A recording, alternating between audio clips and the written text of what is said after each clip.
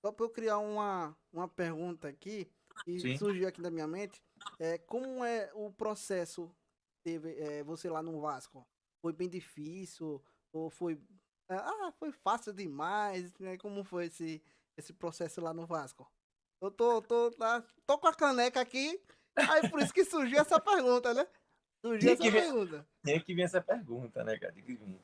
Então, cara, olha, o processo, até para chegar ao Vasco, foi um processo meio que viver, vivenciamos altos e baixos, né? Sim. Até no mesmo dia que eu cheguei e ia para o Vasco, o meu irmão tinha falecido na época. Foi em 2008, não, 2007. Né? Não, foi 2008, perdão, 2008. Então já começou aquela coisa meio conturbada, né? Enfim, me apresentei no Vasco na semana seguinte, né? Tive que vir para cá para Itapurã, fui para o Vasco. E começou, tipo assim, eu tive a chance de, né, começar a vivenciar algo que eu nunca tinha pensado. Tipo assim, desejava, mas às vezes eu pensava, via muito distante de mim. Né? E Deus me proporcionou, de repente, eu estar num dos maiores clubes do país, que era o Vasco. E olha que não era vascaíno, eu era palmeirense na época. Né? Então, tive a chance de ir para o Vasco. Né? Fui aprovado na divisão de base, cheguei nos juniores, fui aprovado até na mesma semana que eu cheguei lá. E para muitos acham que foi mil maravilhas, e não foi. Né? Até na minha mente também eu não esperava passar o que eu passei durante um ano no Vasco, né? Onde eu simplesmente fiquei sem contrato durante um ano. A promessa era de ter um contrato profissional, não fizeram um contrato profissional, né? Porque a gente sabe que o futebol tem as suas partes, que nego gosta de um, gosta de outro, tem empresário envolvido, tem muita coisa, e você acaba ficando sem espaço, né? Mas eu tive que ser perseverante. Como? Treinando muito, né? Vencendo o desânimo, vencendo as dificuldades que eu não tinha realmente R$ 1 no bolso para estar lá no Vasco durante um ano e 2 meses. Não tinha realmente R$ 1, não. Às vezes eu ligava para minha mãe para me ajudar, porque era a única forma que eu tinha de condições. É minha mãe. A mãe me ajuda, ela, meu filho também não tem. Então, quando eu não tinha, tinha que me virar, então me se segurar. Né? Porque você imagina um atleta que sai de casa com 13 anos de idade. Eu saí cedo demais de casa, né? Mas no percurso você passa dificuldade. No Vasco não foi diferente. O Vasco também vivia uma fase muito ruim na época da primeira queda da Série B. Mas eu tive que ser muito perseverante nesse processo de um ano, né? Vencendo alguns tipos de humilhações que eu vi algumas pessoas falar para mim que eu não tinha capacidade de estar ali, que ia mandar embora. Mas eu tinha algo mais forte do que essas críticas, que era Deus ao meu lado.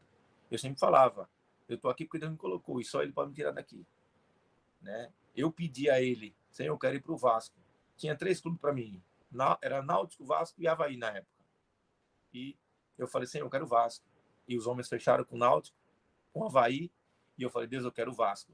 E de repente a coisa mudou do dia para a noite e falou, você vai para o Vasco. Então, se eu estava ali, é porque Deus tinha me colocado. E eu tive que vencer toda essa dificuldade, essa pressão que tinha. E, meu irmão, vou te falar uma coisa.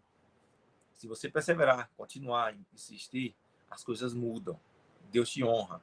E de repente as coisas começaram a mudar, sabe? Mas eu tive que perseverar. E todos os dias eu treinava, irmão. Mas, vou falar a verdade, não é com orgulho mais que ninguém, não. Mas eu treinava muito. Mas eu treinava muito, acabava o treino, eu estava lá treinando de novo. Né? Quando tinha folga, eu estava treinando, dava o meu jeito. E todos viam o que estava acontecendo. E eu estava treinando, sempre com meu sorriso no rosto, alegre, sabendo as dificuldades, mas alegre. E de repente, em 2 meses, né, surgiu a oportunidade de ir profissional do Vasco. Em um treino, na mudança de comissão técnica de 2008 para 2009, eu fiquei no profissional, quando Dorival Júnior e Carlos Germano me levou para treinar. Nesse dia, parece que Deus, acho que nesse dia falou assim, ô Lucas, hoje você vai defender o que você nunca defendeu na sua vida. Eu peguei tudo naquele treino. Né? E os caras, que neguinho é esse, cara? Que ele pega demais, sei o quê. E acabou que não desci mais. E aí no dia seguinte, Carlos Germano volta para treinar. Aí eu falei, e aí, posso voltar? Não, se você falar de novo, você não vai voltar. Então fique treinando quietinho. Pronto. E aí, graças a Deus, consegui ficar mais 2 anos no profissional e as coisas foram mudando aos pouquinhos, né? Tendo reconhecimento, a moral. Aí já veio o meu primeiro contrato profissional, meu título brasileiro, título nas divisões de base também. E aí começou realmente o Adilson no futebol, porque antigamente era John. Né? Aí na É. hora do contrato, falou assim: ó, John não é nome de goleiro, é Adilson. Falei, não, sério, vai ter que mudar. Aí teve que mudar, botaram Adilson. Aí se tornou Adilson no futebol. Por isso que eu sempre chamo você de John, né? Porque É, eu conheço, desde lá da igreja eu conheço você de John. Aí eu sempre falava com você de John, por isso que eu ficava falando, né? Aí agora eu já sei, é Adilson, gente, é é Adilson. Adilson, é Adilson, Adilson Coleiro. É, com certeza.